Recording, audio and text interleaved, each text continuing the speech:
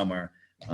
We still haven't gotten any guidance from the state, surprise, surprise, on any, new protocols or new procedures that need to be in place. You can go ahead, Anthony, if you want to. So just to kind of give you a quick review of what our department has been doing and where our projections and why, I'm presenting my projections tonight is, obviously within our department, we've been meeting daily. So Danielle and I have been talking with our pool staff, as well as with the two of us about, possible pool operations this summer. Our whole association, the MRPA, is Massachusetts Rec and Park Association, has been really, really great.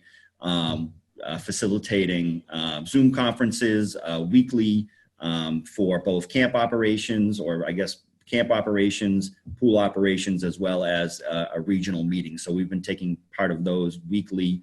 And certainly, we've been paying attention to what the American Red Cross has to say, what the CDC is saying about aquatics. We've even been on Zoom conferences with the National Texas Aquatics Association. So we've really been trying to do our homework to kind of gauge where, these new health guidelines will come from the state. And as I've mentioned, through all that, we're actually still awaiting guidance from the state on operations, which, we've been told maybe June 8th, but haven't gotten it yet. Go ahead, Anthony. Thanks. So from all that information, this is kind of the idea that we've put out as kind of our projection for the pool season. Our dates of operation would be from July 6th to August 23rd, which is 7 weeks. In July 6th, depending upon when we get that state guidance, if we do decide to move forward with the pool, that July 6th is a moving target, depending upon staff and our training and our ability to get the pool up and running, cleaned, and then whatever policies or new procedures that we need to institute. So that July 6th is a moving target. But feel pretty comfortable saying that we might be able to get the pool up and running by then. One of the major things, that we're getting, the major information is, the pool is probably only going to be allowed to operate at the 25% maximum capacity. So basically what that means is you can only have 25% of the people you normally would have if your pool was full for your bather load. So our bather load is about 100. Which means we can fit 100 people in our deck and not in the pool, but in the deck area with some level of comfort. And one of the things we're waiting for the state is, does that 25% also include staff? We think it may. So I did kind of shoot a little bit high on those projections to say that 25% would be 25 patrons and 5 staff. So we probably could fit the 30, on the deck comfortably. And how we would operate is completely different than how we'd operate in the past. We'd actually move to a reservation system. So we'd open the pool every day at 11:30 in the morning, and we would put out, we would have folks register for a swim time. They would register. We take up to 25 registrations for that swim time. The pool would operate for an hour and a half. We'd close the pool. We'd disinfect and sanitize everything, and we'd allow the next group to come in then at 1:30. And then we just repeat that process until we close. Unfortunately, that would only lend us to have open swim. So we would have no swim team. We wouldn't operate swim lessons. And then certainly, we did go ahead the other day and cancel the Patton Park program. But one of the guidelines from the camps was that camps can't use community pools. So even if we were running the program, our camp wouldn't be able to operate. So like I said, reservations made in advance. We would have no memberships, no drop-ins. And we do this because it's a 95-degree day. We can't control how many people are actually going to show up to the pool. All of a sudden we have 50 people trying to get in. We can only allow 25 in, and then we have a backup. We'd corner off designated seating areas. So as you came in for your reservation, you'd have a specific place to sit. And we'd also have to hire a social distancing coordinator. So our lifeguards would be trained to keep their eye on the water, to keep the patrons safe. So we would need someone on the deck to make sure that folks were practicing social distancing. And some of the things that we don't know yet are, would there be specific designated swimming areas for groups? So that 6-foot social distance, we're not sure if that would be expanded into pools, though I'm actually in reading the camp guidance, it looked like that actually might be the case. So you'd even have to socially distance in the water. We don't know about the guidelines for the staffs to wear masks. So our lifeguards, obviously, if they're wearing masks, how would that impact their ability to make a save? And then again, the showers and the changing rooms closed. So the state guidance right now says that they need to be open. Would there be the potential that they would close? So just kind of looking at the financials, and I know you guys are probably more interested in the financials than the operations, but I base our financials on 70% of full capacity. So as I talk about that 25 person number, the revenue that you're going to see is based on 70% of that. And do that for a number of reasons. Obviously, if we have bad weather, if not all the spots are reserved, if we do have, an unexpected closure, we're not going to get 100% of that revenue throughout the season. And the expenses, I did, the staff working at 90%. And again, the bad weather, unexpected absences, unexpected closures. The 90% also for staff includes preseason training. In my financials here, I have no money allocated to new uniforms. The guards would have to wear the uniforms that they were given in the past. We'd have a decrease in program supplies due to just having open swim. It'd be a decrease in chemical costs due to less patrons. So the more people that use the pool, the more chlorine we go through, the more CO2 we go through. We would have an increase in custodial supplies because we'd be cleaning much, much more. And then we base it on the opening and the closing is based on a 7-week season, and our utilities is based on 11-week season, since we'd have to open the pool early, get it ready so the utilities would run. So basically, when we break all those down with some miscellaneous supplies in case something happens, we're looking at running somewhere, I would say between $6,000 and $7,000 a week for our expenses. So for this exercise, I have it at $61.58 is our weekly expense based on a 7-week operating season. And then on the next slide, I just talk about the revenue, and this is the 70% rate. 70% of revenue compared to what we charge people to use the pool for that hour and a half. And this is an individual person. So our normal drop-in rate is $8, and that gets you used for the pool for the entire day. So if we were to just operate on our normal drop-in rate, we would probably be losing between $2,000 and $3,000 a week in operating expense. So really, we'd have to charge upwards of $13 or $14 per person for that hour and a half to break even or break a little ahead. And again, these are, they seem very specific, but they are, I think they could fluctuate a little bit here or there, but I think it's pretty consistent with, what we've kind of gauged from other communities that have pools that's kind of gone through the same exercise, is that, there's economies of scale between different pools, but it's still, upwards over $10 per hour or per hour and a half to generate that money. And if the other option was to close the pool to the public, we would still need to open and run the pool in fiscal year 21, get the cover off, clean it, run the system for a few weeks. We'd have to refund all the money that we already collected.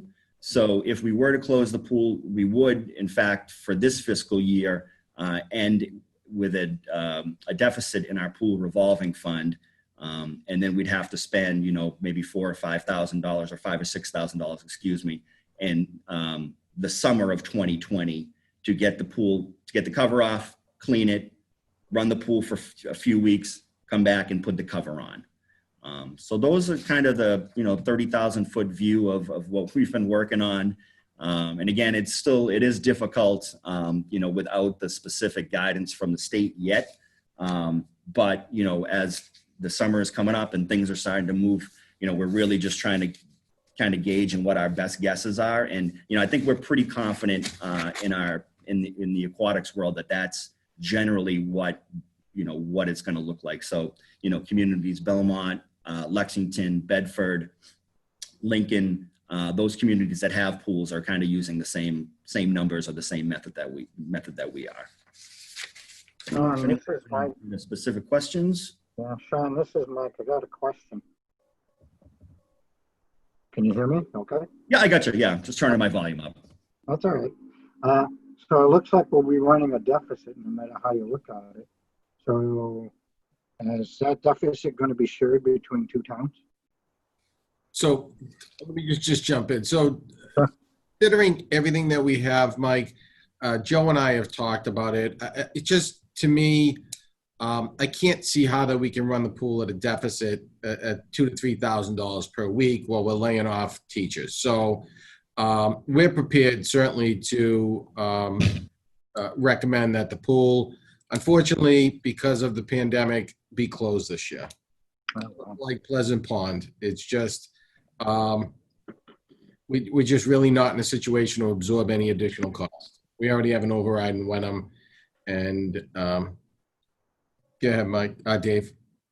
No, I didn't want to interrupt. That's why I raised my hand. I wanted you to finish. I'm not calling me when you were done. Yeah, that's what we're preparing, and it would be really challenging for Sean to do it as well. So that's where we sit as an administration, as administrators. I have two questions. One is, I guess they're both for Sean. Sean, do you want to open the pool? So I think from a community standpoint, I think it would be, I think having the pool open, would be a morale boost. I question whether or not folks fully understand, engage, and can gauge what it would look like, or if it would be something they'd be willing to go to. Certainly I don't want to be in a position where we're chasing a lot of money heading into next summer. So, unfortunately, we probably would have to charge, at least $12 and hope that people would use it. So we weren't chasing an incredible amount of money moving to next. But I do, in truth, I do have, concerns from a safety standpoint. Our staff hasn't trained. A lot of our staff is not certified. Classes to become lifeguards, classes for first aid and CPR have all been canceled. So I do have concerns, and, I kind of share my concerns with the other pools that just run seasonally. It's different with YMCAs that have full-time year-round staff that have in-service training and that do various things. So I do have, there are some concerns about safety, and certainly, as well as, some concerns about the financials moving forward. Yeah, and that was my other, my other question is, have you thought about just charging people what it costs to break even? If you do go that route, and just say, unfortunately, if you want the pool, this is the price for us to stay in the black. So we have, it's one of those things where it's tough, if we go forward and we charge $14 and nobody comes to the pool because it's so much, it puts us in even a bigger hole. Would you run a survey? And that's only for an hour and a half for $14 too. Yeah. That's a lot of money. If they're willing to pay $14 for an hour and a half, I have some trash bags I want to sell them. Okay. Catherine, I see you. Yeah, I had to throw it in there. So, it's $14 an hour and a half. It's tough. I don't know. I get it. Those are my two questions. Thank you. I would speculate that if you went to 12 or 14, you're not going to meet your revenue targets. It's over a 50% increase in the $8 that we currently use now, and will be further in the hole. It would seem, particularly given a lot of families are wrestling with revenue and income themselves. So it's a shame. I mean, a lot of people use the pool. It's a wonderful service.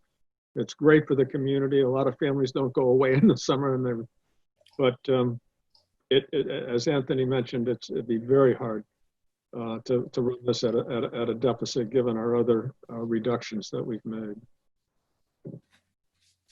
Sean?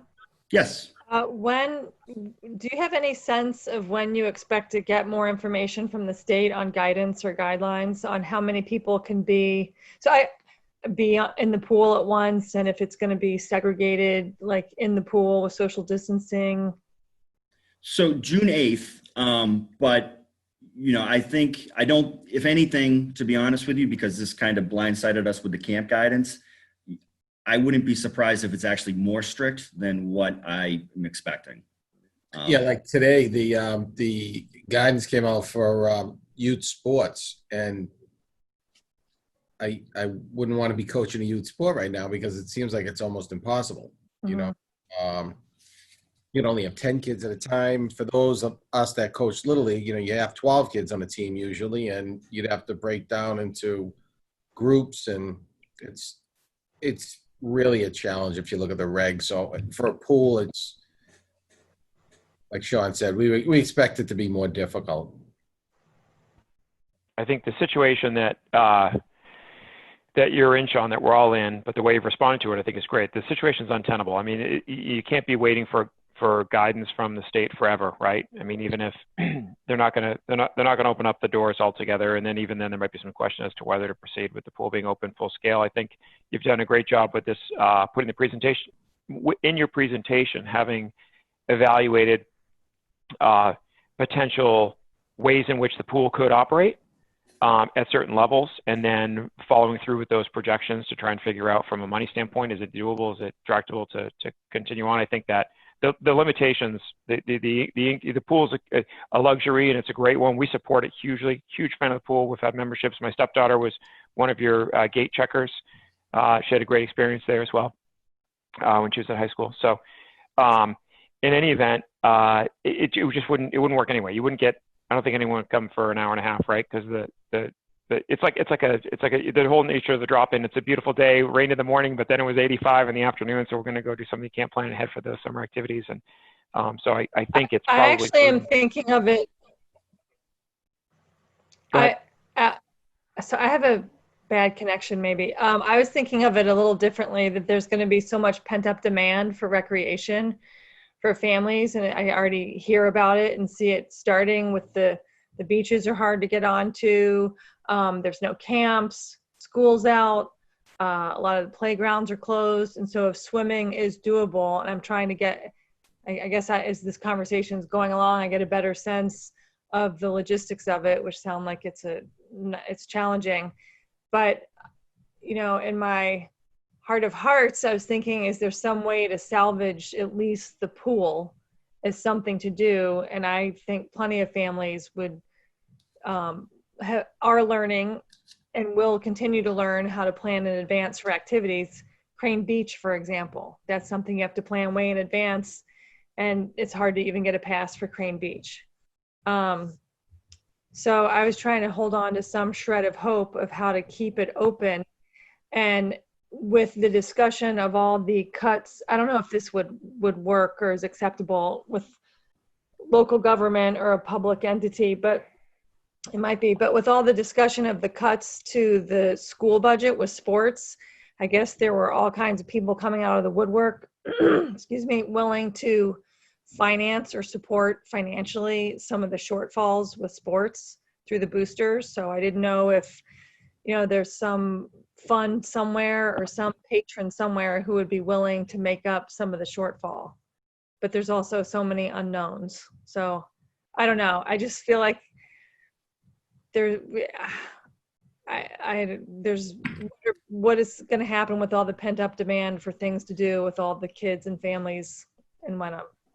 Yeah, no, I do agree. And the tough part about it is it's just there's so much planning and preparing to get the pool open and running. We still don't have questions about team saves. It's been challenging. It's been difficult. And I do agree, it would be great to opt, but it'd be great to offer the pool for the public. But in the back of my head, there's always that public safety. Are we really, really ready to open to the public at this time where, our staff really hasn't been trained? Our new staff still hasn't even done a, in-person rescue in our pool. And can we even train for that? And we still don't think so. Red Cross completely eliminated team CPR as part of their, their package to get folks ready. So, that's kind of always in the back of my mind too. And, in the forefront, obviously providing the resources, safely.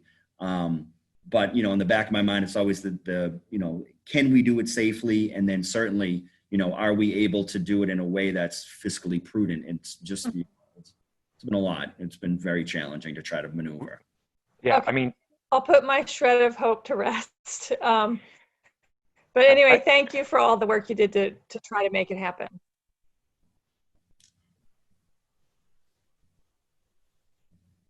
I have one further question, just to clarify, Sean. So you have to run the pool for a couple of weeks just to run the systems? Correct. So what Okay. would happen is, Let me just finish my question, Sean. Yeah. So that's going to cost X, which is going to come out of the revolving fund. Is that correct? Am I understanding that correctly? yes. Okay. And basically you end up with a modest negative balance by doing that of $300 or so. Moving into the next fiscal year, it would be more than $300. This fiscal year would be $300. Moving into the next, we'd start with a little bigger of a deficit, but we would need to make that deficit up with our registrations and Right, everything. okay. And how much would it cost to run the pool for a couple of weeks just to run the systems and so on? Did you say 5,000? Just about, and that's more to take the cover off and then put the cover back on. The opening of the pool and then the winterizing of the pool. You're gonna have folks stopping by. Oh, they're opening the pool. Yeah. So what the pool company would do if we moved in that direction is they would open the pool, take the cover off. I'd probably be there every day. I'd have to clean it. So we have to clean it, all the algae, all the leaves, get that all removed. The pool company would come back, put the cover on, and the pool would run a little bit with the cover on, and then they'd come back and then they'd winterize it. And just one more quick question. So families have already paid in $5,100, and we hold that in some kind of an escrow account? So that money is in the revolving fund right now. So we would need to, if we're going to close the pool, we would need to turn and refund them that money. So, but that still leaves enough in the revolving fund to do this 2-week cleaning and opening and closing? So no, but we'd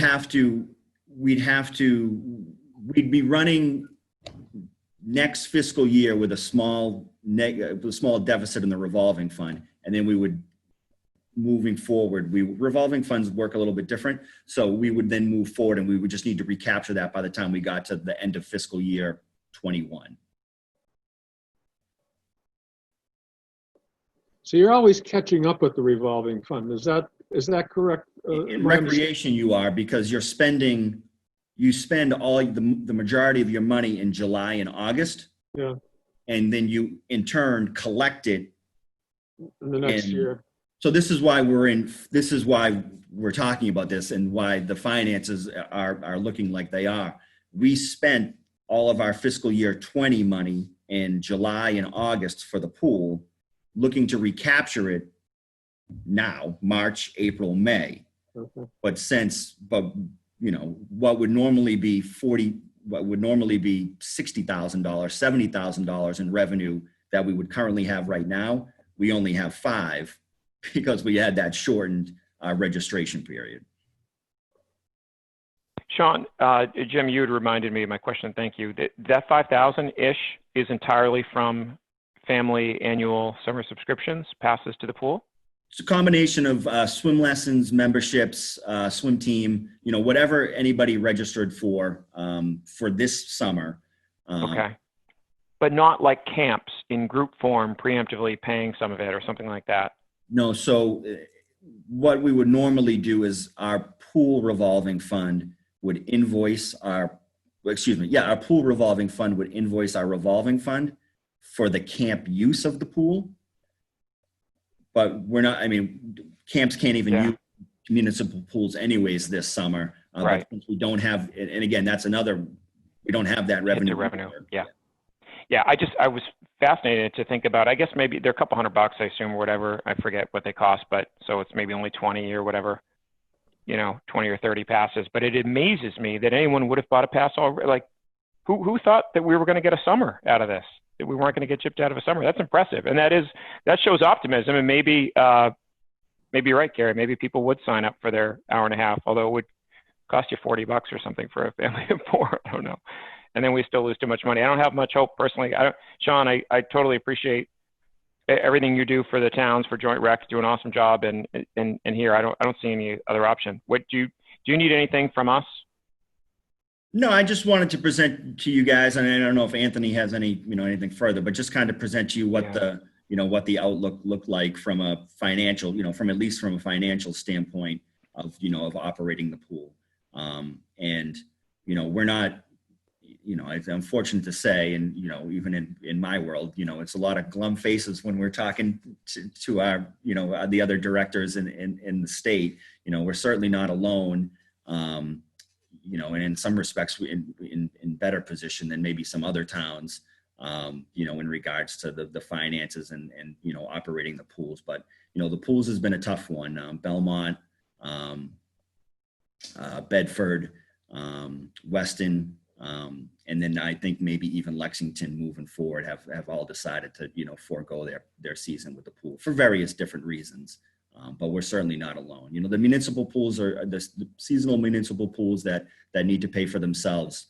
Are a great thing for the community because they pay for themselves. But when you have a little hiccup, like this, it makes it incredibly difficult.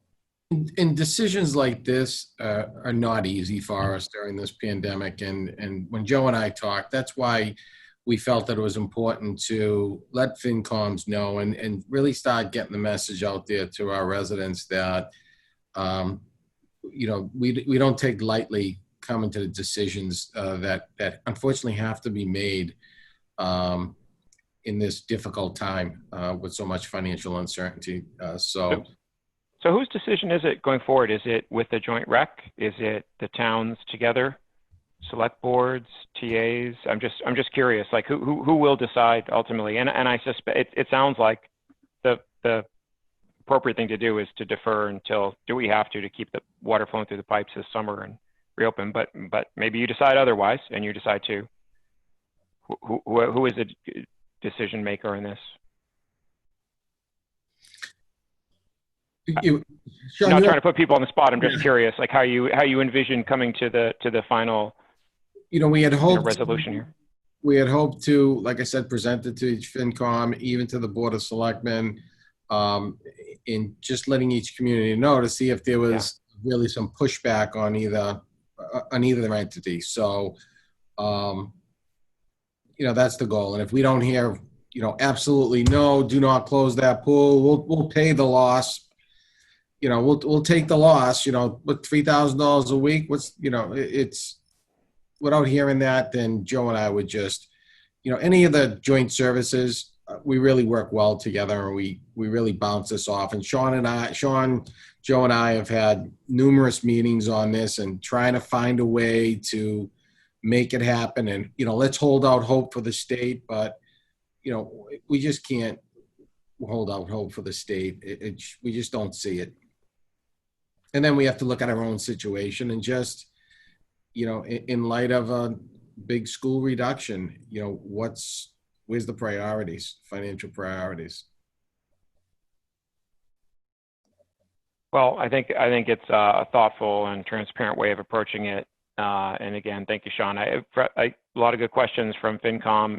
Anyone have any kind of pressing concerns or something along the lines of what Anthony just mentioned that they wish to kind of express, like a strong desire to do one or the other? I kind of view it as personally, it sounds like you're leaning towards closing it for the summer, not opening to the public anyway, other than that, which you have to do to prevent the pool from falling apart in 2020, which I would support. And if you decide to open it under the current expectations, the current guidelines or revised guidelines, I would support that too. I don't think it'll be a winner financially.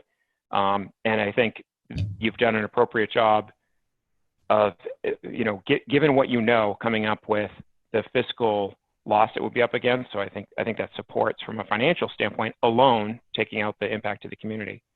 not operating it.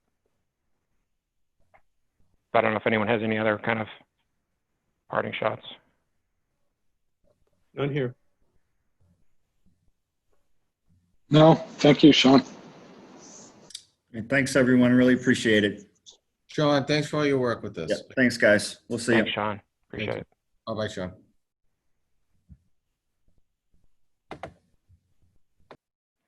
Other joint programs that we need to be thinking about along this line, that's obviously the key one that is impacted by COVID. Just trying to think, should we have on our radar anything else along those lines with regard to kind of go, no-go decisions on a seasonal nature? Not that Pleasant Pond would be one, but we're already there. we're already there, and that would be another tremendous challenge that we just don't see happening. It's another loss, and we're just not in a position to take a loss and really keep socially distanced with 12. The booth is just not big enough to keep people 12 feet apart from each other.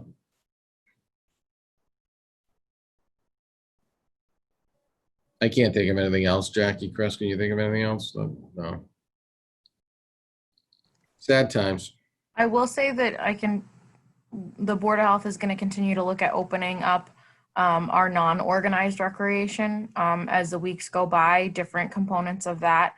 They are going to continue to meet weekly to talk about opening up. As you know, the trails and parks are open, the playground equipment is not.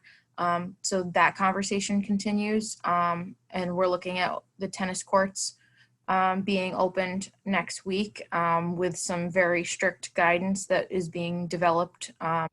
So we should have that more public on Friday with what the guidance will look like for the tennis courts. But Carrie, to your point, excuse me, Jackie, to your point, as far as the pent up, we've been talking about even if there was off hour times that Sean could do something where, just to give parents maybe a couple hours to go shopping and giving the kids something to do, or maybe a night, or so Sean's really thinking out of the box, not just within that daytime when he's working, but possibly something on the off hours too. So he's really looking to see somehow if we can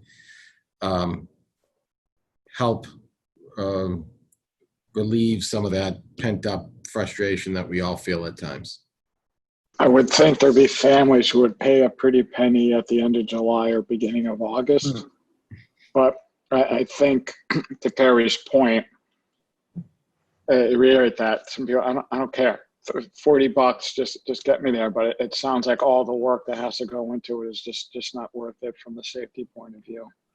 So Just thinking. I'm agreeing with Sean. People would pay for it, but I don't think it makes sense. Sorry, Carrie. No, that's okay. I thought you had stopped talking and my screen glitched. Yeah, no, I'm just thinking kind of regionally. I haven't followed the Ys close enough. We're members, but I don't know if the Ys are opening. And anyway, I don't need to belabor the point. I just, I'm envisioning for my own family and talking to lots of other families, what's left for people to do, and other than get in trouble in the woods in West Wenham. So. Okay. Well, I'm glad that. Is that speaking from experience there, Carrie? Yes. West Wenham Playground, where the Jersey barriers are, where I've seen the sum total of 0 people hanging out in that park. There's some woods off Cedar Street. Oh, I know those. Yeah, those are crowded. Those I like. Yeah. I'm talking the West Wenham Park. Well, whatever. Okay, so we move on to budget matters. FY21 on the agenda was FY21 budget and related warrant articles and the like. So where do you want to start? You want to start with the revised warrant articles? Yes. Sure thing. I will bring it up on my screen. Great. So while Chris does that, I just go over what we're going to be looking at are the current draft revised warrant articles that focus on our financial priority articles. So at this time, we're only looking for a FinCom action or recommendation on the first three that have new dollar amounts. Otherwise, there's been no change to the language on any of these financial articles from what you saw when we made the original recommendations back in February. And Chris, if you can actually just zoom in a little bit for me, just so I can, just so it's a little bit bigger, and then scroll down so that we can see all of Article 1, that'd be great. So Article 1, I just put some comments in the side. As you know, we usually put our dollar figures in the commentary, and we're still updating the commentary. But if you may recall from the roll-up that was sent out on Monday, Article 1 is our balanced budget. So Article 1 with Article 2 creates a balanced levy limit budget. And the total for Article 1 at this time is $20,409,795. So that's the total based on our levy limit budget. And so we're looking on a recommendation from the FinCom on this. Chris, can you scroll a bit to Article 2? We're also looking for a recommendation from the FinCom on Article 2, the use of free cash to balance the budget. And as we talked about last week, with moving some priority capital items that are time sensitive to the operating budget approval and moving some less time sensitive capital items to a free cash article at a TBD fall town meeting. We've reduced the dollar amount of free cash being plugged into the operating budget because we've pushed more of the capital items to a free cash funding source to be dealt with in the fall. It gives us flexibility with that free cash as we continue to see how the economic trends go. So the current dollar figure for the plug of free cash to balance the budget is $499,085, and that's also reflected in the free cash and capital memo that was sent to you on Monday from Chris and I. Finally, the third article where we're seeing a dollar figure change, thank you, Chris, for scrolling, is the town operating override article. As you know, last week we went over the revenue side and how we addressed the different revenue shortfall projections we're anticipating due to COVID. And we also started to look at additional cuts to our operating budget. So while not to repeat this too much, so the ballot questions that are for the election cannot be changed. The only thing that we could change about the ballot was postponing the date and changing the location. So the dollar figures on the ballot remain the same. The ballot questions raise the levy. They raise the taxes from the residents, whereas the town meeting vote is the decision by the taxpayers to spend the money. So the ballot vote raises the money and the town meeting vote appropriates the money to be spent. So based on our old projections, the original town operating override was $361,640. The updated town appropriation, so again, the ballot question remaining the same, but the updated appropriation will be $237,924. So those are the three that we've seen changes to. I'm happy to go through the other financial priority articles if the FinCom would like me to, or take any questions on these first three. Where was the one on the school override? Chris, can you scroll down to Article 5, please? Oh, I see. So here's the schools, Article 5. We made no change per the policy direction of the Board of Selectmen. We have not made any changes to the sum of the school operating override. The schools are seeing a decrease in the budget due to their state revenue projections going down, but the assessment that they have provided to both towns through their treasurer remains the same for Wenham. So we still face the same deficit and the same lack of revenue that we did before. And the schools saw a significant revenue loss due to their state aid that goes directly to them. So their assessment to the town, both towns, has remained the same. And so our override, where we have our levy limit budget and we have what we need beyond the levy limit budget to meet the assessment, is found in this Article 5. So even though we're going to a 1/12 budget next month, there's still no reduction from the school? So, Mike, the school's overall budget is seeing a reduction from their state revenue, and they've made those cuts, but our assessments to the two towns are not seeing a reduction. And I will clarify that Chris can also speak to the 1/12 budget that the BOS approved last night. But the 1/12 budget, so when this budget gets approved, or if it gets amended, but when we have an approved budget from town meeting, we'll take the total approved appropriation by town meeting and subtract the total from the 1/12 budget, and then continue operating for the rest of the year from that dollar amount. So I think the important thing to think about with the 1/12 budget is we're not really talking about different money. We're just talking about a mechanism for approval until we can have town meeting vote on their appropriation. Well, Mike, even if we held off and had 6 months of 1/12 budget, the budget that gets approved still goes back to July 1st. Then there's that reconciliation that has to happen between what was budgeted and what we already paid from the 1/12. What was the amount, one last question, if I may, what was the amount that they cut based on state aid? 1.3.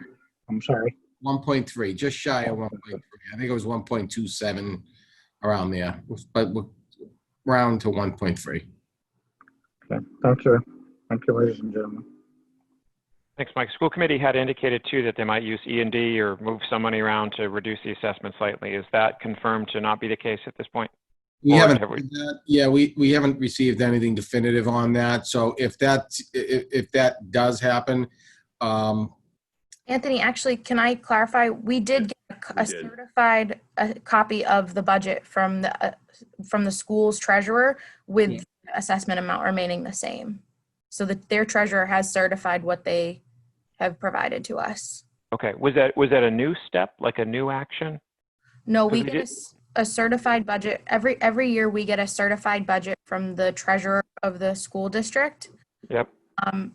We get that certified, so we just got an updated version that supplants the version we had received in the end of February, beginning of March. Okay, with no change to the assessment as you indicated. Okay, yeah, it's thank you. Well, I guess those plan change of heart on reducing the assessment, I suppose. yeah. Not surprising. Okay. And Catherine, for minutes purposes, this is the version of the ATM warrant as of today, June 3rd, for the minutes. I saw your question on the chat. So this is dated as of today. Jackie, on Article 2, the 499,000 use of free cash, what was the original free cash amount that we were going to use? About 596,000. Okay, so that's been reduced by about $100,000.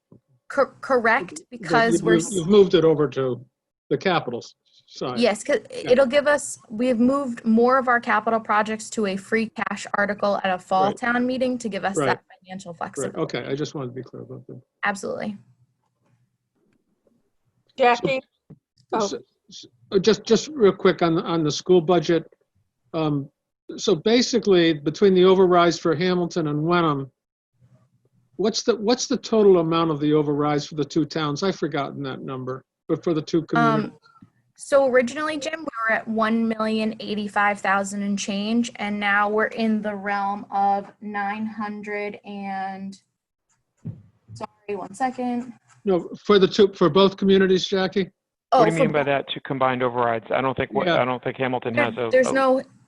There's no Hamilton, Jim. I'm sorry. I thought you meant Oh, that's right. They don't have, I'm sorry. No. My apologies. They don't have an override, do they? They've incorporated that into their operating budget, Article 1. correct. Oh, that's right.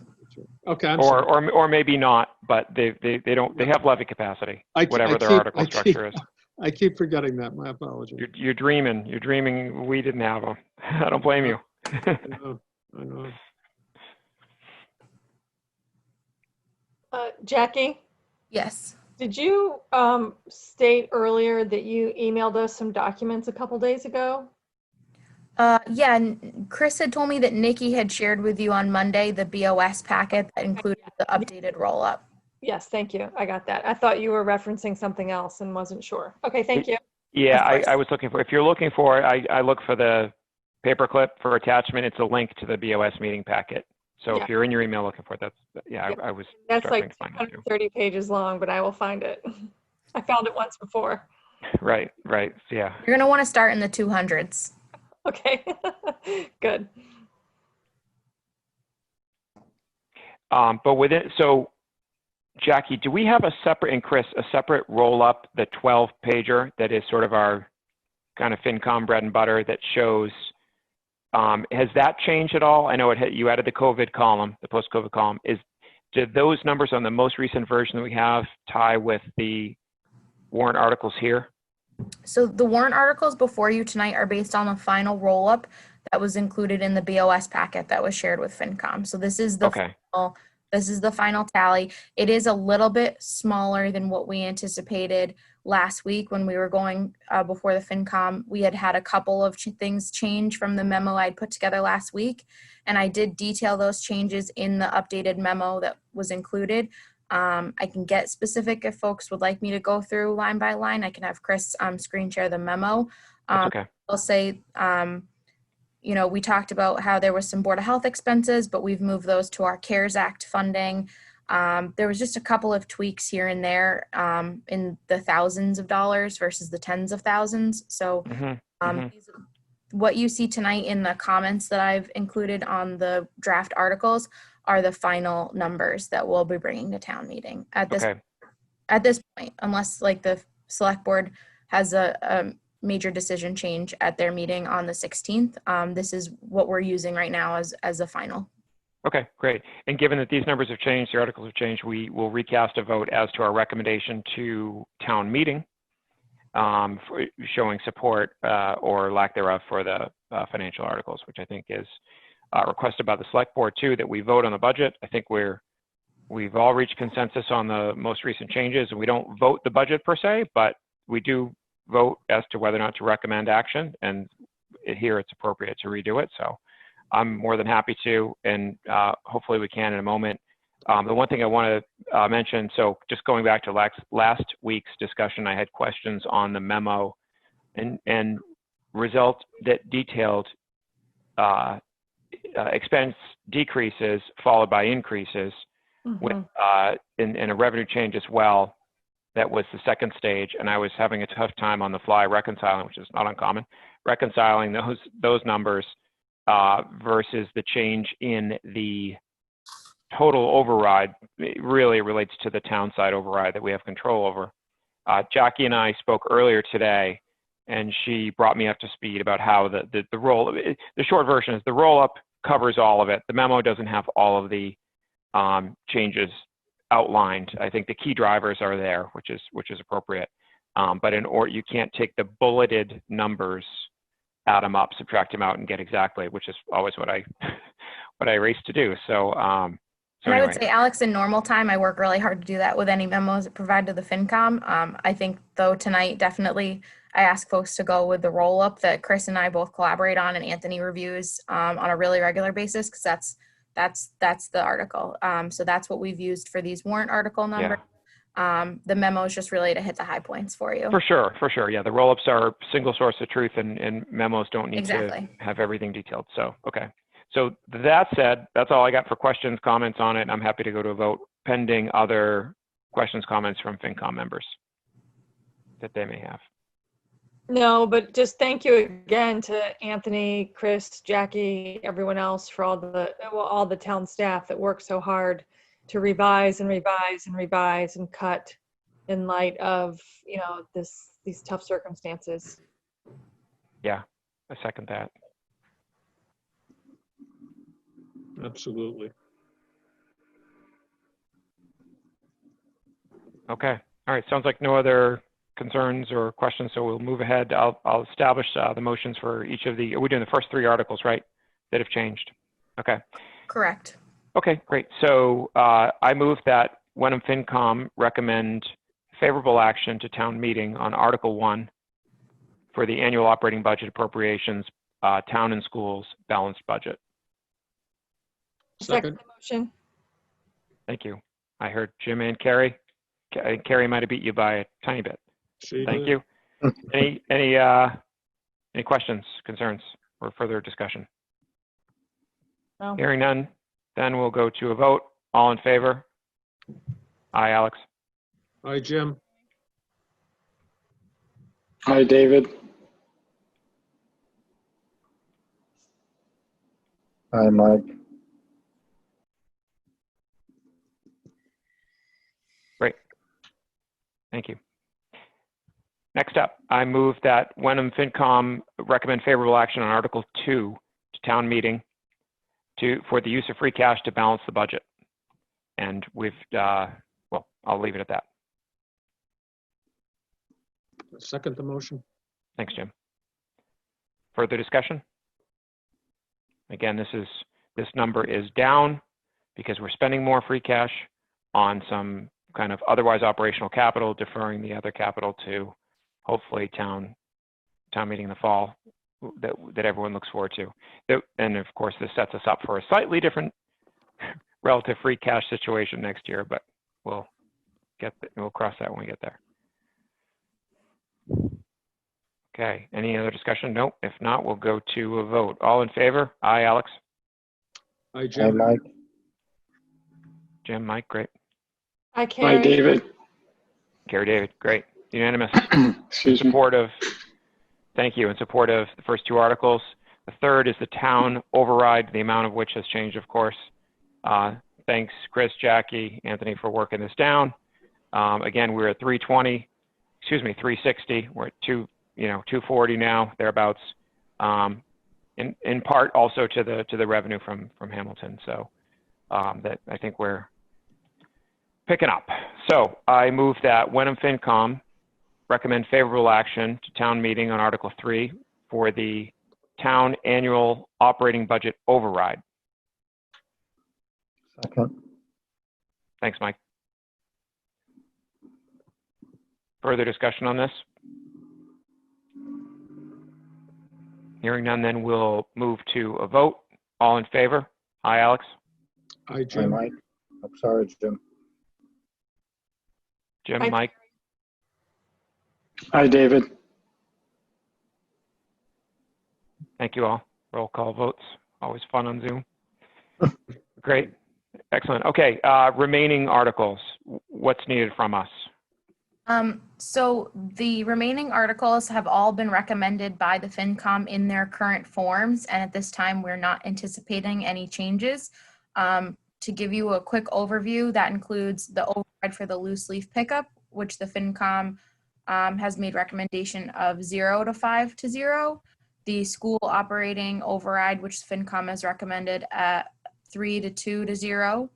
The debt authorization and exclusion for the regional school district, which the FinCom has recommended 4 to 0 to 0. The debt authorization and exclusion for the fire truck for the FinCom has recommended 4 to 0 to 0. And then we have the consent calendar, including the cemetery and trust funds, cemetery maintenance, the transfer of $35,000 from water to water reserve for future infrastructure, and the acceptance of Chapter 90, all of which the FinCom has given unanimous recommendation to town meeting on. And then finally, we have, for the last financial article, all of the CPA recommendations, which the FinCom was presented on and made recommendations to in February. And I can go through the details of those if you would like, or we can just watch them go by as Chris diligently scrolls through. Love it. Jack, Yes. Could I have just a quick question about the CPA? Yes. If we don't have, is the CPA money for the town police station debt service, is that included in the 1/12, or do we have to vote on the CPA? I'm just concerned. I understand that the selectmen voted last night to go to a July 11th, if I remember correctly. That So, payment Jim- is due August 1st, so we're going to be. No, No, it's not due I'm August 1st? sorry. No, I apologize. It's not. The CPA debt payment is due August 15th. Oh, August 15th. Would be the challenge if we had to go into an August 1/12 budget. And obviously very thankful that we have a date for town Okay, meeting so that so we, that's covered then, Jackie. Good, yeah. We'll Oh, follow that. okay. Thank you. anytime.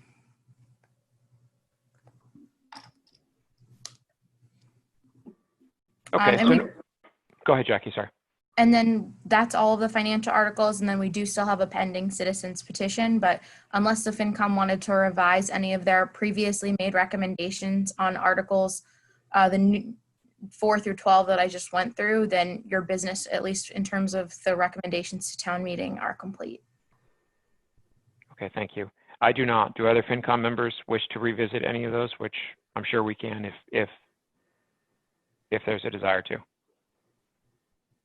So I just have a question about timing. So Anthony and Jackie and Chris, I think I recalled from a meeting, the Board of Select meeting last night, the BOS intends to vote on the FY21 budget next Tuesday. Well, they're not going to meet next Tuesday. They're going to meet the 16th. So what will happen on the 16th in drafting the agenda, they'll open the warrant article, they'll open the warrant, amend and postpone some articles to the fall, fixed a couple of the dollar amounts that Jackie did here, close the warrant, make recommendations, make their votes for recommendations, and then that's it. Then we'll go to print. So that has to be really done on the 16th. So that's when Why is there not a meeting next week?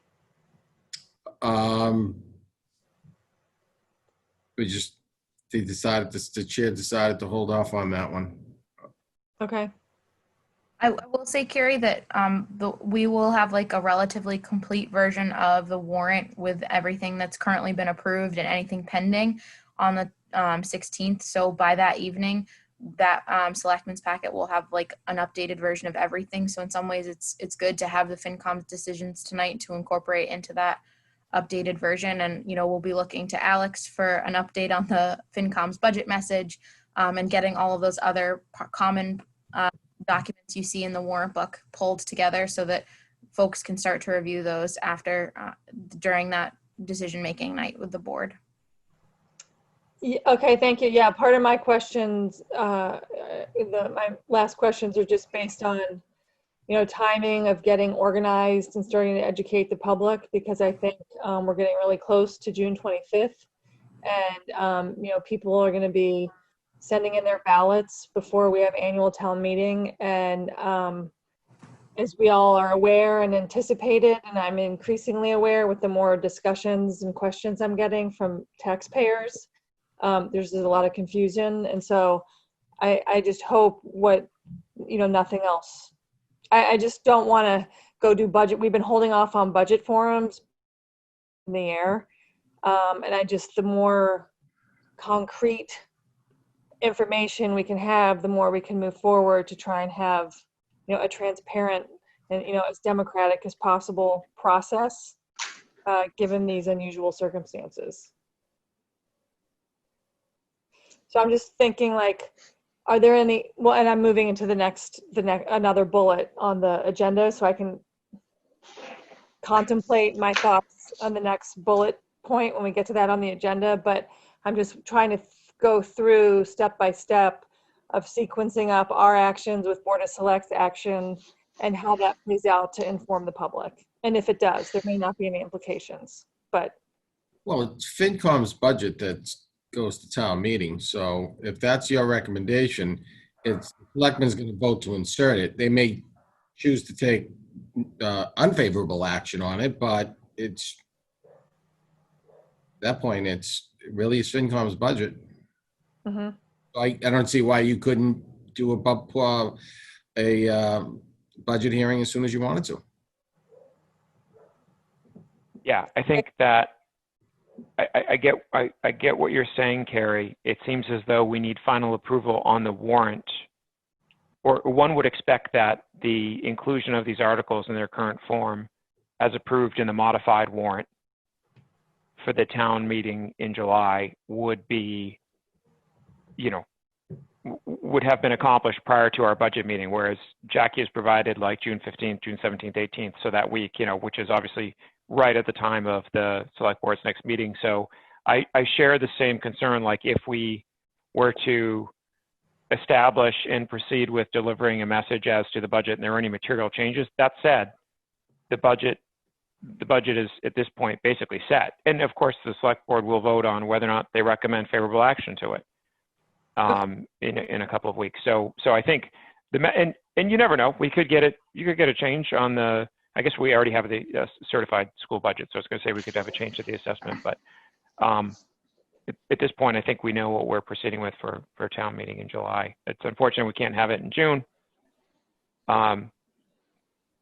Is what it is, I guess. But all right, yeah, thank you for helping me think that through. I'm just trying to go through kind of point by point at a micro detail of anything that may or may not change before we go into budget forum, because I am thinking it's important based on, you know, people voting on the ballot already without having full information.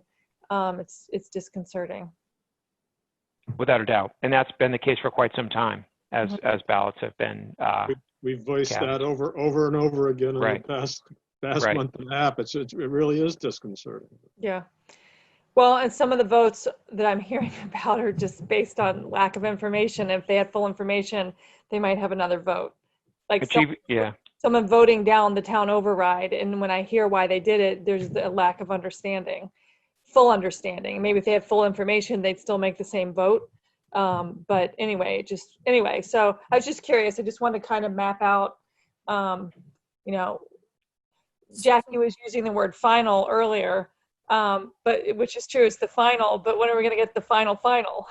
So when the governing body approves it. yeah, I think it sounds like it is okay. And I believe it's appropriate for us to move forward with making our plans to have budget forums and share as much information as possible, you know, to answer people's questions and to educate. I'm all finished, Jackie. Thank you. I was just waiting to be called on. Jackie. So I think Carrie, the other thing that's really challenging this year that we don't usually face is that there's a shorter gap between the warrant being closed and getting to a town meeting than we usually have, because we usually are contending with the printer, snow schedules, and a lot of other moving parts in between the selectmen closing the warrant and town meeting occurring.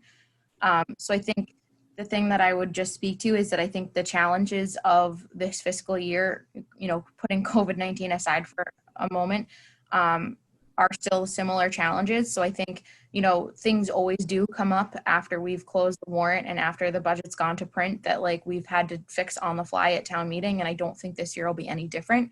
But I would say that it would be helpful on a staff implementation end to know a date for a budget forum tonight so we can start preparing the logistics for you for it. Mm-hmm. Mm-hmm. So on that note, Jackie, thank you. Point taken. I'm going to relay these dates that she has provided. That Zoom is available, the Town of Wenham Zoom account for FinCom and well, basically most everybody in the call here to participate in. And we can discuss the particulars of the structure of kind of the delivery mechanism. Is it traditional Zoom or how does it all work? Monday, June 15th, Wednesday, June 17th, Thursday, June 18th. So there's a few days in that, you know, a couple weeks from now. First two, the 15th and 17th being in the evening after 5, Thursday, 3 to 5. I'm going to say, just from my standpoint, and then get everyone else's thoughts, 3 to 5 doesn't work.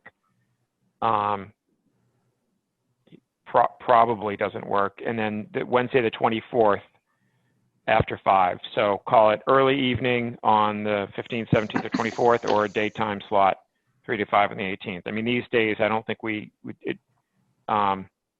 there's really no sense of time anymore because everything's recorded and nobody commutes or does anything else. So daytime or evening is really, I think, has less of a kind of a meaning in some ways anyway, unless we're talking 10 at night. Thoughts on those dates? And how many are we looking at having? I mean, I think the 24th is late if that's our first one because ballots are due the 25th. Yeah, I mean, where we would typically look to accommodate in-person guests at town hall, if it were a normal non-COVID-19 times, I would say we could do multiple for those who can't make it. I think we could accomplish our message in one where it can be replayed on Zoom in this particular instance. I'm not saying I'm opposed to doing 2, but it's a significant commitment, and I don't know why. rarely have we done more than one, with the exception of our first override, I think, when we offered we did the budget form, and then in addition, like a community, this is FY19, right? We're in our third straight year of overrides, and I think for FY20, we had the budget form, and in 19, we had budget form in 19 was net new. Warrant hearing, basically, was the other, right? What are we doing for a warrant hearing? That would be the We 5th didn't have one. for this year. We're looking probably at that first Monday in July, the Monday before the meeting. So the meeting being July 11th. 6th, July 6th. Thank you. Yeah, I couldn't remember the word and I just couldn't, sorry. So we're going to attempt a warrant hearing on July 6th? Is that the plan?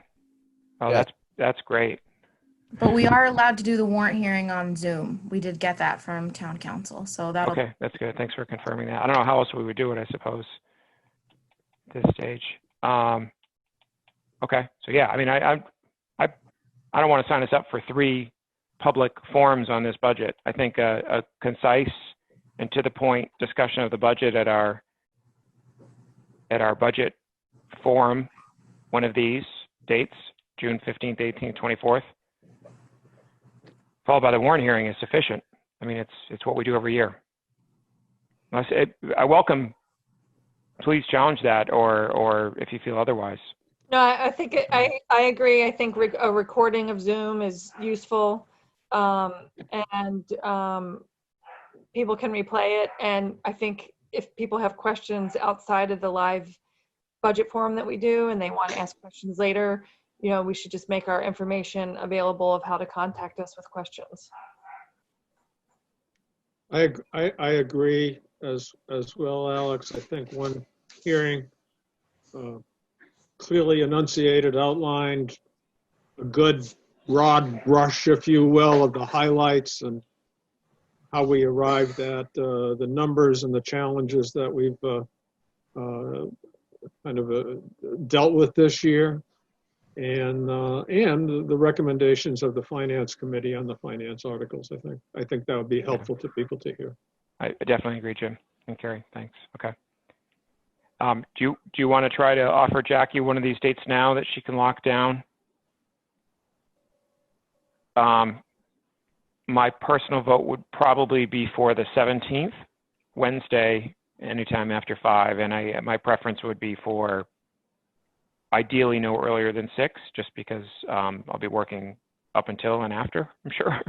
But you didn't give the 17th, Alex. You said the 15th, 18th, and 24th. Sorry. What? 15th, yeah. 15th, 17th, 18th, 24. 17th. Yeah, but the 18th was a daytime slot, 3 to 5, and I gotta say that's gonna be hard for a lot. I think for a lot of people. Yeah. I will say, curiously, we had a better turnout at our 3 o'clock public health forum than we did at our 7 o'clock, the day we did a double header. So that's why I put it out there. But I will say that whatever folks do, whatever you decide, we can work with Bill Melville to run it at different times of day on HWCam, like after it's gone live. So, Great. we can keep it going as long as you want it on TV. Sure. No, I think that makes sense. All the more reason for it to be kind of well scripted, or kind of leaning towards the prepared remarks side. That isn't to say that we won't take questions. We always welcome questions from residents. And I don't know the best way. Jackie and I were chatting a little bit about it. I mean, we could attempt the Zoom raise hand. I don't know how well that works. I tend to find that with the larger forums, it can get tricky. Usually people don't ask questions. I think I mentioned that in a previous discussion, but we could get inundated and it might be difficult to get to people. I have limited experience with large format Zooms. That's assuming we get, 85 people. My experience, 16. Alex, my experience, and I've been in Zooms with over 100 participants who are on Lieutenant Governor, and people just chat in that they have a question with maybe just an idea of what the question is. So the whoever's going to moderate those questions and can present it to you, can recognize that person, here's their question, and recognize the person to speak. And we unmute them, and then they can speak and ask their question. That seems reasonable. I have no problem with that. I think the other thing we can do, Alex, that I think made the public health forums go really smoothly is that we did a Google form in advance that people could submit questions. Yep. And we provided those to the panelists ahead of time, so we knew where some of our more high points were going to be, where people had more interest in certain topics. Good idea. I agree. Yeah, seems appropriate. Yeah, getting questions in advance would be excellent, because not only can we make sure we address them, but we can tailor the prepared remarks to those as well. Would it be useful for me to reshare the list of financial articles where we have in the past years assigned FinCom members to speak to each article, and then those folks have made that motion on town meeting floor? Would it be helpful for me to send that list so that we can use that list for the forum as well? Yeah, good idea. Sure. Thank you. Yep.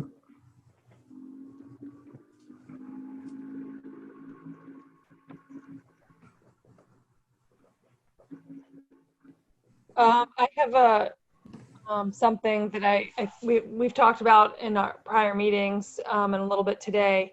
I think it would be useful to have, and I missed the other budget forum you did. You may already have this information in the other budget forum, but I guess it would be altered a bit because now we're doing a sorry, I had interference. Now we're doing the ATM after the election. Anyway, it's talking about how it step by step how it works with when you vote on the ballot, yes or no on these various articles, and then how those crosswalk to the articles in the warrant. Implications for yeses and no and what they mean. Does that make sense? I got distracted in the middle of talking. No. That doesn't. Can you repeat that, Carrie? Yeah, that didn't make sense. Okay. Sorry. So, it's always a question every year of how do the warrant articles and the votes on the warrant articles crosswalk and connect to the ballot questions with the overrides. What needs to be voted yes, when and where to get budgets implemented and authorized and appropriations available, to run the towns and the schools. And so it's kind of just like getting into the detail of crosswalking how the ballot and the warrant articles are related to each other, and also the sequencing. If someone votes no on ballot question 1, which is the town override, then they vote yes on the town override in the meeting. That's contradictory. And I think that could happen. So just being real explicit with crosswalking between the two and what they mean. Carrie, can I try to repeat back what you're asking for?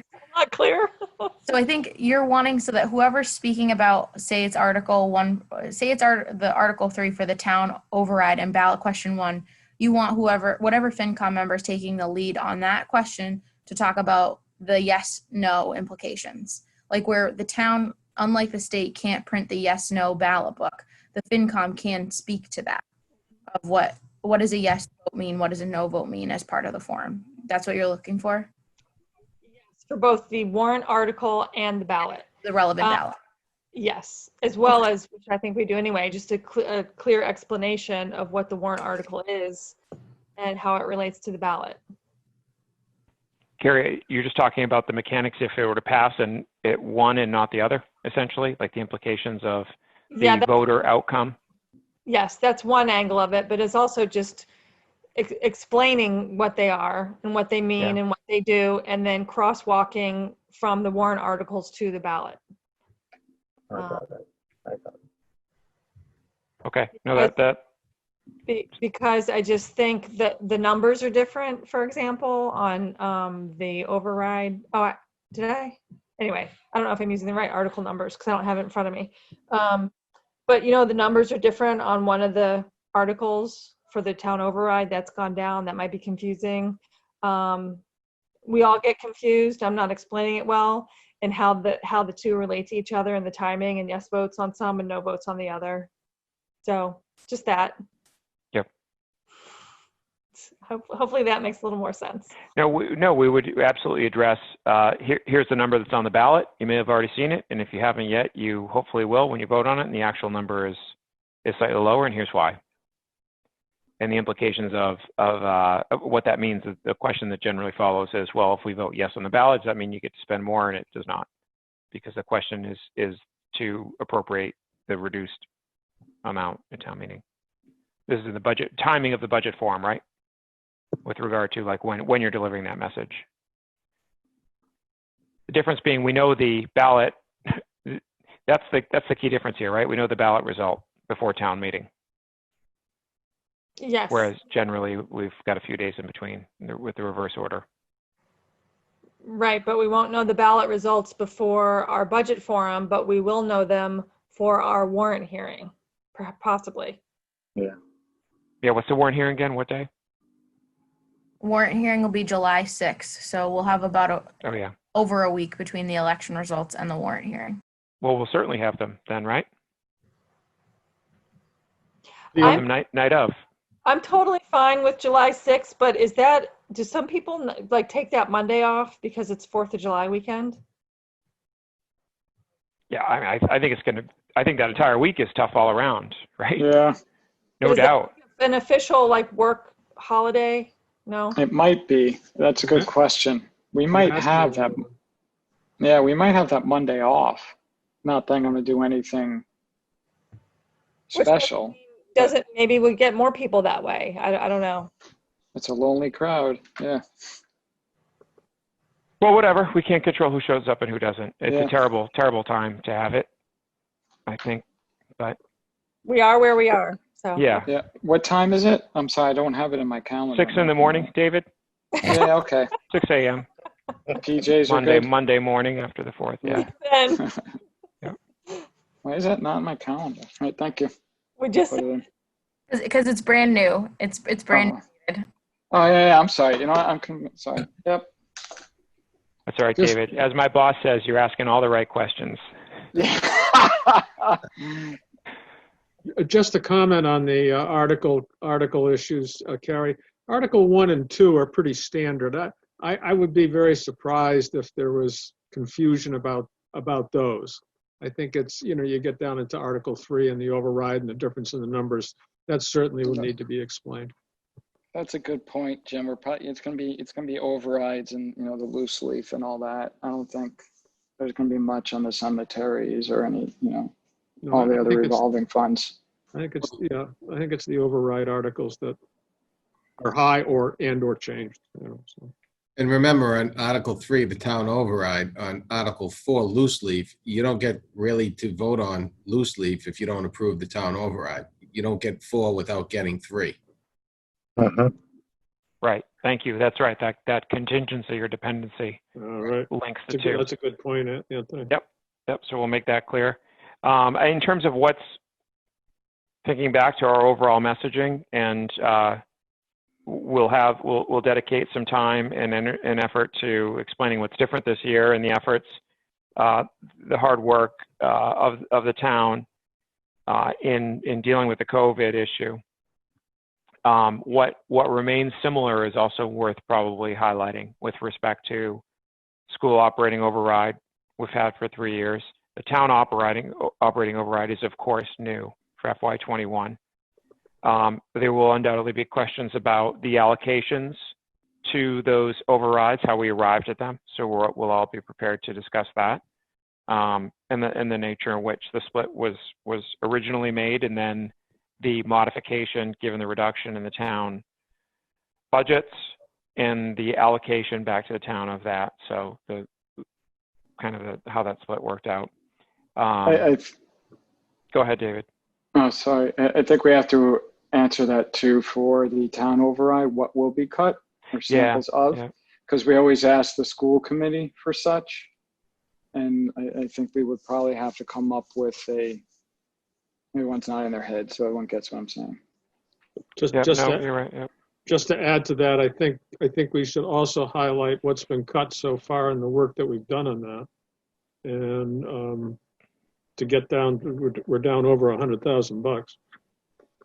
And then what would be the result? Like Yeah. getting back to what Carrie was saying, what's the results if, this is what would happen? And making sure you hit home that we're down 100,000 on the override, plus we had to reduce revenues by $300,000. So it was really digging into Oh, yeah. do the work. Great point.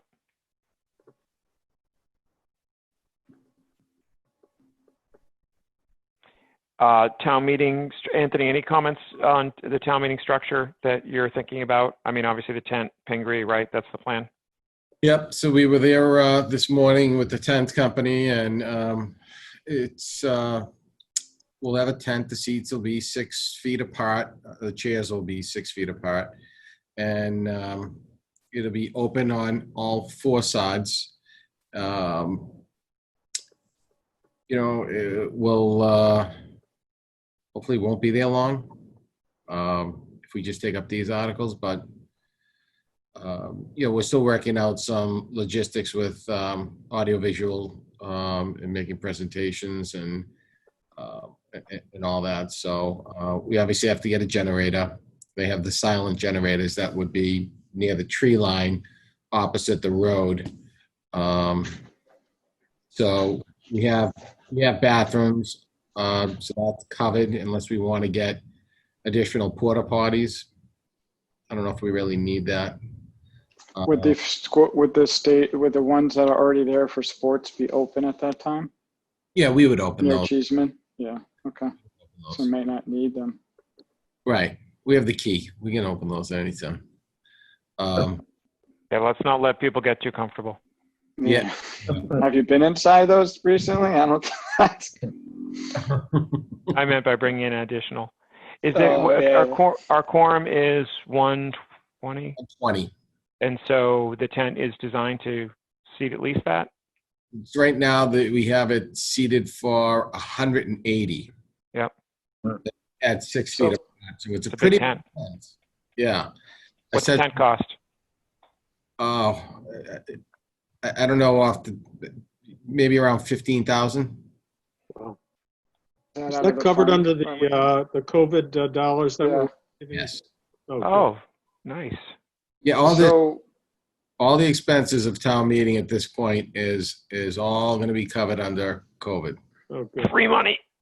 So how do we, I guess Go there's ahead, David. more logistics to work out, but how are we going to count 120? And do we think that many will show up? So David, the check-in process with the clerk, so the way she gets to the count is where she hands out cards. She has them already predetermined, so she knows the moment we hit 120, she'll know. So, but that's a face-to-face hand, right? Because you still have to check in by name and address. Yeah. So we have another tent before the big tent, and that tent is a 20 by 20, roughly. Yeah. There'll be 4 stations to check in. We'll also have we have to put a floor down for ADA purposes.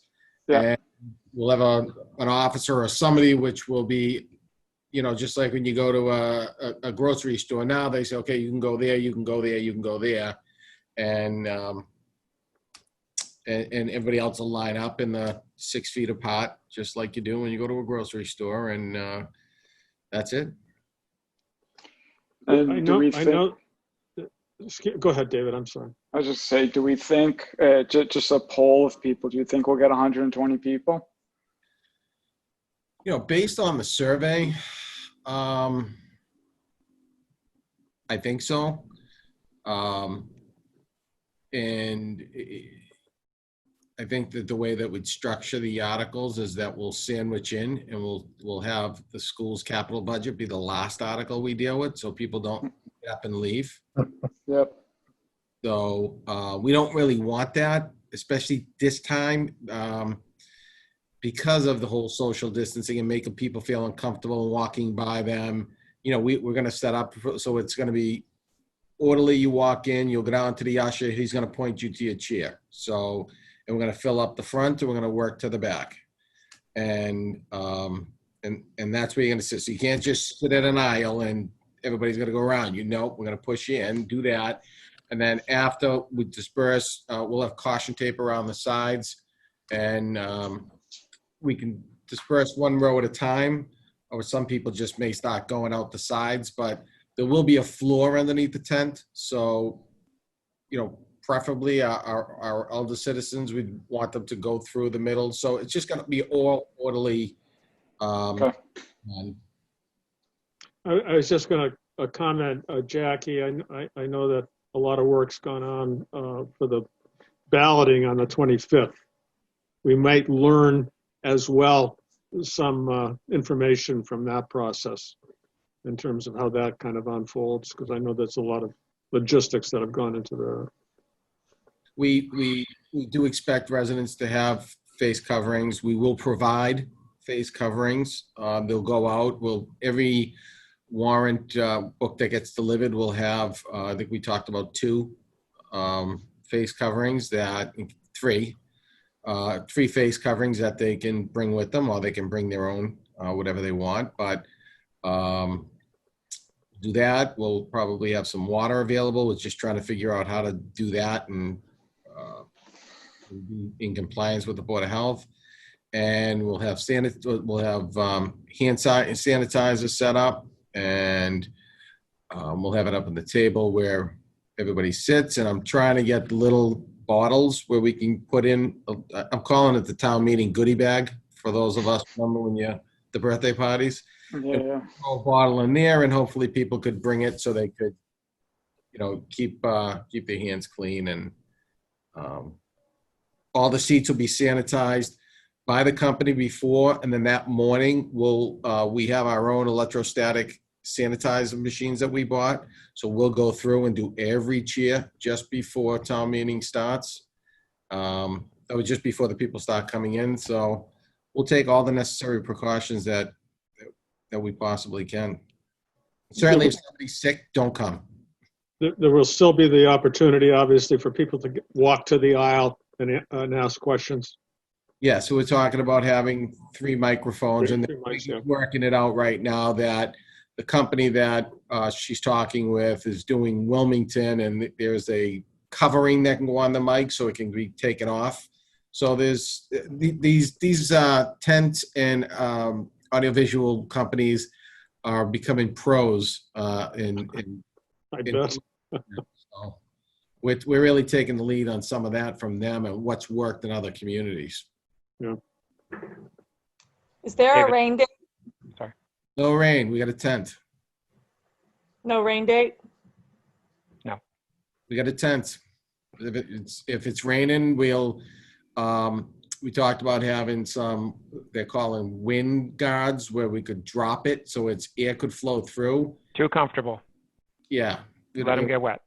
Okay, I'll be out there. I'll be on the edge. I'll get drenched. Don't worry. I'm not trying to stay out of the residence for me. David, you had a question.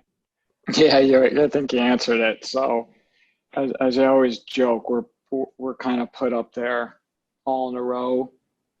I'm assuming that's going to be very, very spread out now. Jackie's nodding her head. Yeah. Everyone's keeping maybe distance. 6 feet apart, so there'll be a bunch of tables, and you'll all have your own table, and you can't whisper to your neighbor next to you. Right. In terms of things that might hamper our efforts to, have this be an expedient town meeting, we had obviously the article, the school committees, the administration that put the article forth for the or school committee for the for the override change last year. I would anticipate that whether it's in Hamilton or Wenham or both, they do the same, only because they've been talking about it in their meetings. I think I think they're strategizing as to how to, collapse articles. And so I just think that it's important to kind of be ready for that and understand the implications of a motion on the floor from a resident who would say, okay, I want to take the whole school override and combine it with the town override. I want to take the whole school override and put it in the levy limit budget. I mean, that's what they did last year, which just doesn't work that way. It has to be subject to, to Prop 2.5 favorable vote action. So, and I say this isn't conjecture. I'm not trying to I'm the last person, rumor mill. I'm not on Facebook or any of that stuff. I don't care to speculate other than just to share that that's, I listened to their meeting a couple nights ago, and, they obviously are, that was a big part of their discussion, is strategizing for town meeting alterations. Now, I think it stemmed mostly from Hamilton because they've got the 5% figure and then the remainder above that, and they, so whatever. But there's definitely talk about that. So. No, I've heard the same comments on a couple different meetings, and I couldn't discern if they were talking about Hamilton or Wenham, but I think it's reasonable to be prepared for that, both in terms of procedurally, because it was very convoluted last year, and also our story. I know Jim, why do we have it separated? What's the benefit of doing that? And also the history. I know, Jim, you've researched that. Was it like 20 years back? It's I always have to go back and look at my notes, but I went back quite a few years. There are always separate articles, just so you could have a complete discussion, a thorough discussion on each one. Mm-hmm. Yeah. Alex, And Anthony, go ahead. Another thing you may want to bring up too is that with the $300,000 in revenue reduction, the town ate that, meaning that the schools didn't deal with that at all. So even though that they are 55% of a town's budget, we took up that $300,000. Yeah, and just for the record, I'm not attempting to. I'm not challenging the budget at all. If I had issues with it, I wouldn't be in support of it as I am. I think the rest of the FinCom is on the same page. Hopefully, it's more a matter of. I think your point there, Anthony, is in response to the challenge that deems the budget unfair with regard to the schools, and that could be a driving factor of just why is there an override at all? Everyone should just have everything they want, and everything should be, just covered, just paid for. And that's kind of the driving factor behind, I think, last year's motion on the floor, which was like just stuff it into the levy limit, even though structurally it doesn't work that way. And I don't care. I mean, obviously it's town meeting. Anyone can make any motion they want. So it's not that. It's more a matter of just trying to deal with such an upset from an efficiency standpoint, because then everyone's saying, well, okay, now what do we do? And you got to consult with counsel. And it drags the whole thing on forever. And as I've said before, lots of times, every single article that we had last year, or the major financial ones, were materially different at town meeting than they had been set out in the warrant book. Except for maybe the levy limit, which I guess makes sense, right? Like, you recall it was SRO and things like that had all changed, like everything had changed along the way, so that the dollar amounts changed. Now, they changed favorably because it was lower, so it was not terribly contentious. But So, yeah, Alex, so that's just something to think about. to Alex, that point, I thought that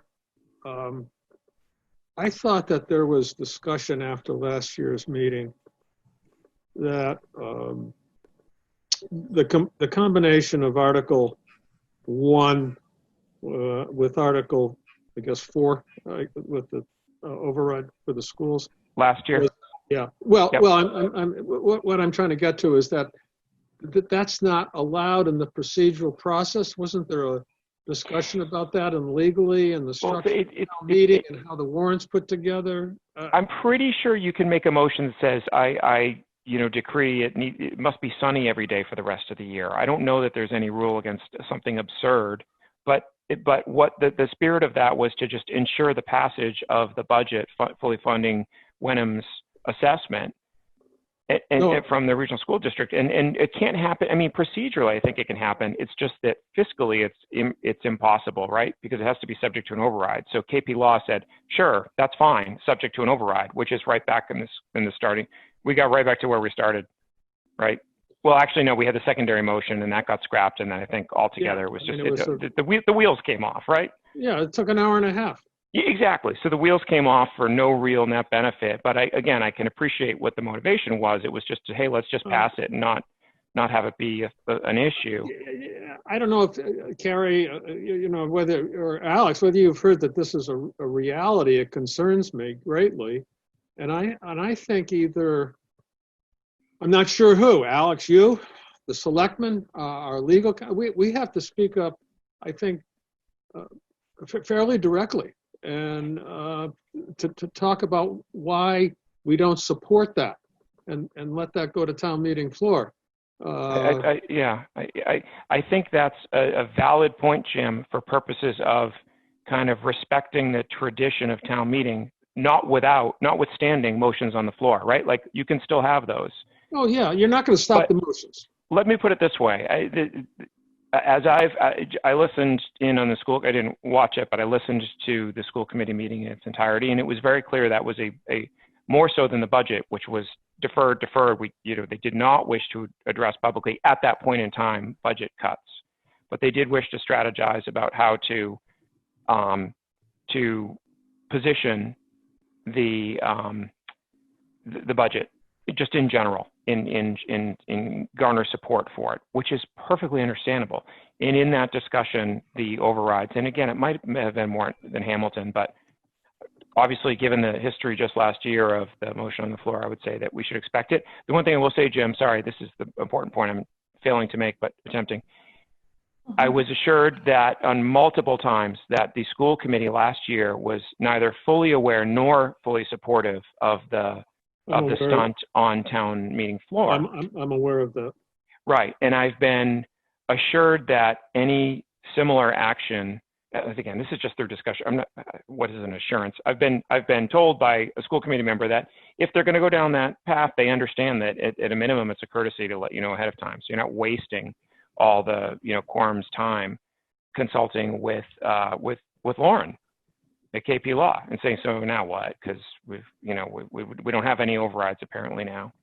So that's just for what it's worth. And again, I think it's entirely any resident's right to establish a motion, but it was part, if you listen to school committee meetings, I don't watch them all, but if you tune into the one, it was last week, was it Wednesday? Last Wednesdays, I think there's a fair bit of discussion on that. So, and I'm not trying to say it's like their number one thing that they were grappling with. They've obviously got huge cuts to deal with, and they're slogging through that. It's a tough road ahead for them.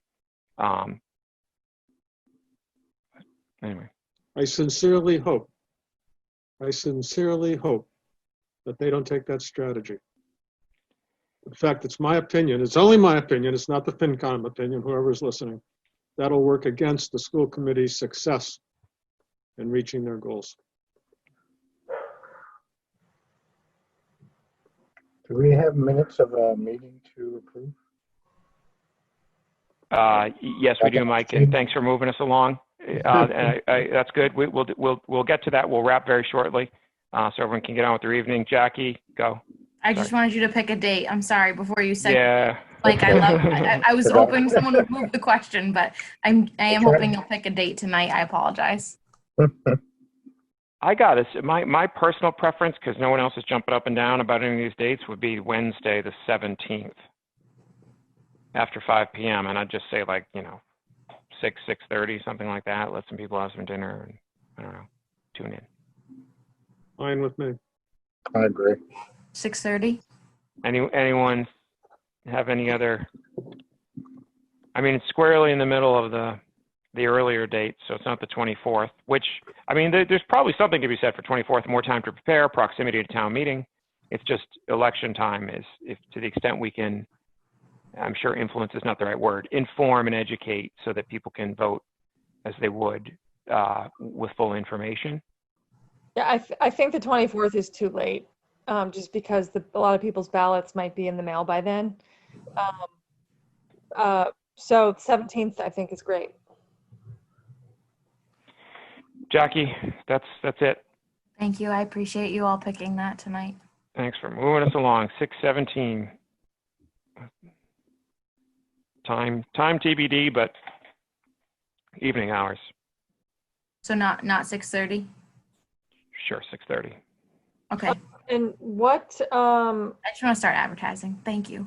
I was gonna say, how do we want to advertise? I'm going to work with Nikki on social media, the website, HWCAM bulletin. We're going to add it, hopefully, Anthony, to the selectmen's announcements for their well, maybe they'll have one night. 16th.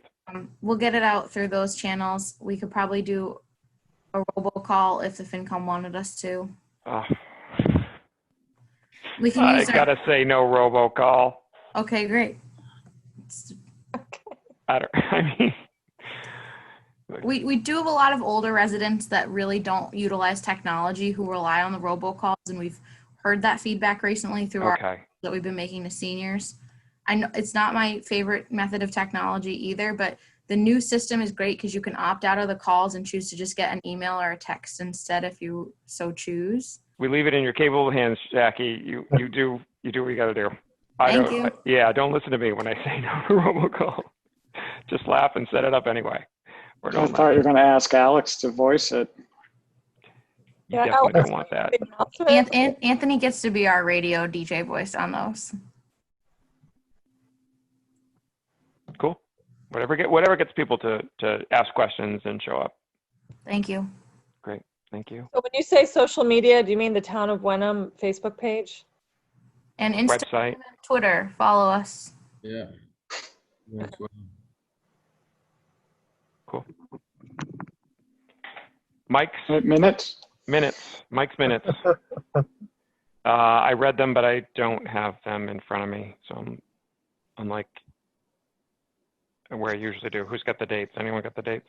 I think It was just last week's, wasn't it? No, there were Or two 2 weeks ago? yeah, it was from 2 weeks ago because I hadn't done my homework. Yeah, I think it's the 20th and 27th, May 20th and May 27th. Because I believe you approved May 13th. Yeah, you're right. We did. Yeah. I moved that FinCom approve the minutes from as provided in last week's and in this week's packets for May 20th and May 27th. Second. Thanks, David. Any questions on them? I didn't have any comments after Just after a question comment. time. They were very thorough. I just want to make a note that Catherine did a very nice job putting those complicated processes together. I appreciate it. Nice job as always, Catherine. Thank you. Thank you. Are you good with the question you had earlier? Oh yeah. Is this version dated 6/3? Do we need that? I'm all set. Thank you. I just want to identify the document you were looking at. Oh, cool. Thanks. Okay, great. Okay, if no further discussion, we'll go to a vote. All in favor? Aye, Alex. Hi, Jim. Hi, Carrie. Hi, David. Hi, Mike. Thank you all. Much appreciated. Any other closing comments, remarks before we break? Oh, in terms of next meeting, I think we last week we talked about how we might have some year-end transfers for later in June. So in addition to the meeting on the 17th, I think we did. So I got to say we'll be busy on email and preparing, but I don't think we need to meet on the 10th unless I hear otherwise. Do we have one scheduled for next week? Oh, we do have 2 weeks scheduled, right? Two June meetings. We had a placeholder. There was a placeholder for June 10th if you guys wanted to meet. Let's keep it in the event we have to, because then it's the challenges of trying to reschedule, and we'll plan on taking the evening off if afforded the opportunity. We'll be kicking around everything unless Jackie, are you okay with that, or do you want the review for a budget forum? I mean, I don't think we need to. I think we can probably accomplish it via email, but we can have a dry run. We can do whatever. So let me know. It's really up to the FinCom. You guys have you did your own PowerPoint the last time for the ones that we did with the COA a couple months ago. We'll have all the information over to you by email. So if you feel like you need support or you want to have a discussion, we can do that. But I think you're okay without it unless you feel like you need it. Could be helpful. Let's keep it for now. If people are okay with that, we get 2 weeks to the. Is there an Form open it. meeting? Is there an open meeting law issue if we're all emailing about what's in the No. slide deck? No, collaborating on the content, not that I'm aware of. Okay. We're not Well- meeting and deliberating on these. We're preparing material for budget form, right? And I think, focusing what you're emailing towards staff is really important too. Like the reply all's kind of not your friend here. But if you're just sending like yes or no to Alex on a slide deck, then it's fine. Why can't Carrie make changes to a slide to 10 slides and say, here are some comments, I've improved them? Oh yeah, no, that's what I'm saying. But like rather Okay. than like sending it directly to you rather than the reply all. Oh, I see what you're saying. Sure. Yep. No, I mean, we don't want to be having any open meeting law violations. So I think that's a good point you raised, Carrie, but I mean, we're preparing for budget form. I view the risk of that as low. I would hope that people appreciate that we're all spending additional time to do that. Yeah. Jackie, what percentage of mail-in voters would you say we have so far? People electing to mail in? I believe our absentee voting requests are in the 300s, but she's only received about 100 and something back. So Okay. she said, Diane Bucco told me we usually get about 500 people for an annual election. So we're seeing a great amount of absentee so far. Okay, thank you. Didn't want to extend the meeting, but if I didn't ask, I would have forgot. Thanks. With So, that, I Alex- make a motion. Well, Well, actually, Dave, can I get, so, Alex, for the year-end Okay. transfers, since the 17th is the budget forum, should we plan on a meeting on June 24th, just for, even if it's just for the year-end transfers? Or Is the When would 17th you- early enough that we could do it beforehand for they're quick and dirty, right? Or no? yeah, it'll be, everything will be put together. It will just be, yeah, I'll have everything put together from what account to what account. It would just really be your approval. Okay, yeah. I think that the 10th might be a little too soon. I was thinking 17th, like right before the budget form or something, before we hit record, or I guess we're recorded anyway. Do you know what I mean? Okay. Maybe just save a day. I mean, we've been meeting every week. That's why I wanted to ask. All of you. Yeah, I didn't know if you wanted to combine the two. That's why I was asking. gotcha. I just think it's going to be a little tough to get that all ready for the 10th meeting. Understood. Yeah. 24th. Let's not have it get in the way of the prep, because that'll give you more time too, because you'll be helping with the prep a little bit, right? So just kind of space it out.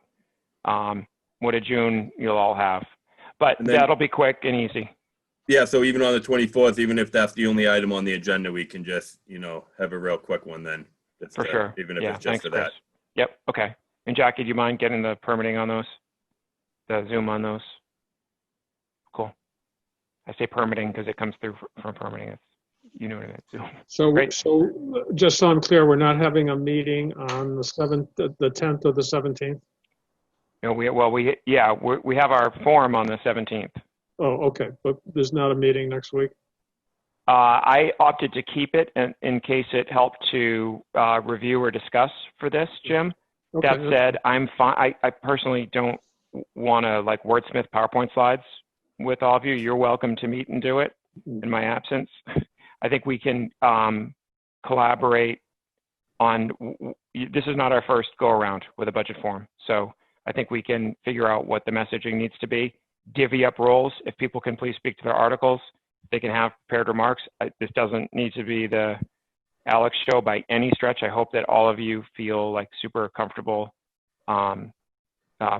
providing prepared remarks. I'm more than happy to hand over any piece of it. slash do as much as needed. So it seems like the 10th made sense to retain at this point, Jim, if that's okay. That's fine. That's fine. Okay. Yep. Have a sense for who's doing what by then from some emails, and we've already got to start on the presentation. I think what we did, Mike, Jim, and I were at the COA 100 years ago for the initial discussion. I think that's a starting point. Obviously, we have some tweaks. I think we want to kind of refine the message a little bit and be as succinct as possible. That's fine. Cool. Would just want to let me know by Monday. I'll have an agenda already, but I believe that has the same, Anthony, can you verify the same 48 hours if they want to cancel it? Yeah, you can always post an agenda and just say prep for the budget forum. If they want to cancel it that day, you cancel it that day. Okay, they don't need the 48 hours advance to cancel. 48 hours to post, not to cancel. We can cancel it. Right. Yeah. Okay, that's what I wasn't sure budget about. Form. Budget form. I'll get it posted, and then I wasn't sure if we needed that 48 hours to cancel it as well. No. Okay, great. Someone make a motion that we adjourn? Alex, can you hang in there for a second after this meeting? Yeah, sure. And I'll second that too while I'm at it. All in favor? Hi, Hi, Dave. Jim. Hi, Carrie. Mike. Alex.